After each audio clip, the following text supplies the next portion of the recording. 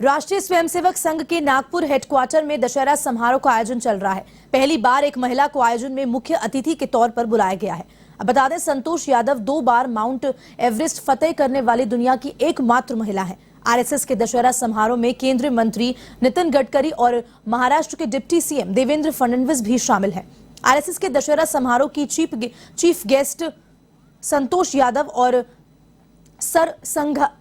संघ चालक डॉक्टर मोहन भागवत ने आरएसएस के संस्थापक डॉक्टर केशव बलराम हेडगोवर को श्रद्धांजलि अर्पित की। कार्यक्रम में संघ चालक डॉक्टर मोहन भागवत स्वयंसेवकों को संबोधित करेंगे। आरएसएस चीफ हर साल दशहरा पर संघ के साल भर के आयोजन और कार्यक्रमों की जानकारी देते हैं। इसके अलावा देश भर में फैली आरएसएस की सभी शाखाओं में दशहरे पर अस्त्र शस्त्र पूजन का आयोजन होगा। वहीं राष्ट्रीय स्वयंसेवक संघ में जल्द ही सह कार्यवाह और सर कार्यवाह पद की जिम्मेदारी भी महिलाओं को मिल सकती है। संघ की स्थापना की 100वीं वर्षगांठ तक राष्ट्रीय सेविका समिति में शामिल महिलाओं को संघ में लाया जा सकता है। बता दें कि संघ के 97 साल के इतिहास में कोई महिला इस पद पर नहीं रही है। और सफल सहयोग आवश्यक है, क्योंकि परिवर्तन आता है, परिवर्तन लाने वाले उपकरण रहते हैं, शासन है, प्रशासन है, समाज में तरह तरह के संगठन है, संस्थाएं हैं, एनजीओ काम करती है, लेकिन इन सबकी यशस्विता समाज का जब तक उनको समर्थन मिलता नहीं, समाज में जब तक वो परिवर्तन आता नहीं, तब तक ये सफल नहीं होती। कई इसके उदाहरण है। अब कई बार हम लोग मातृभाषा माध्यम, हमारे बच्चे अपनी भाषा को भूल रहे, आजकल लोगों को समझ में नहीं, तकरार करते, ये भी कहते हैं नीति में चाहिए।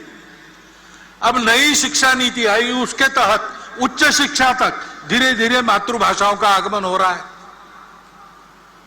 आगे चल के लागू हो जाएगा, पुस्तकें भी तैयार हो जाएगी, पढ़ाने वाले भी तैयार हो जाएंगे। लेकिन क्या हम अपने बच्चों को मातृभाषा माध्यम में पढ़ाने के लिए भेजते हैं? कि एक जो मिथक चलता है, करियर के लिए अंग्रेजी आवश्यक है। करियर के लिए अंग्रेजी आवश्यक नहीं है। मैं अकेला ये नहीं कहता हूं। पुणे में एक प्रदीप लोखंडे जी है, सप्रेम नमस्कार विनंती विशेष, ऐसा उनका नाम पड़ा है, क्योंकि उनकी एडवर्टाइजमेंट एजेंसी थी। तो मार्केट सर्वे करने के लिए वो हर गांव के सरपंच कोतवाल को पत्र भेजते थे कि आपके यहां बाजार है क्या, उस बाजार में लोग क्या खरीदते हैं क्या नहीं खरीदते, उनसे जानकारी लेते थे। उनका डाटा इतना समग्र और पूर्ण है कि उस समय महाराष्ट्र सरकार भी उनसे डाटा लेती थी अगर आवश्यकता पड़ी तो। उन्होंने 6वीं क्लास में स्कूल छोड़ दिया था और वो पुणे में आके एक छापखाने में काम करने लगे।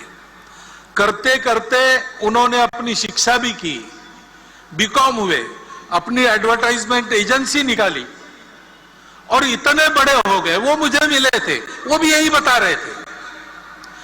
वो कह रहे थे, भागवत जी आप भाषण करते हो तो बड़ा प्रकाशित वगैरह होता है, तो आप एक बात कहो भाषण में, ये बताओ कि अंग्रेजी करियर के लिए आवश्यक नहीं है।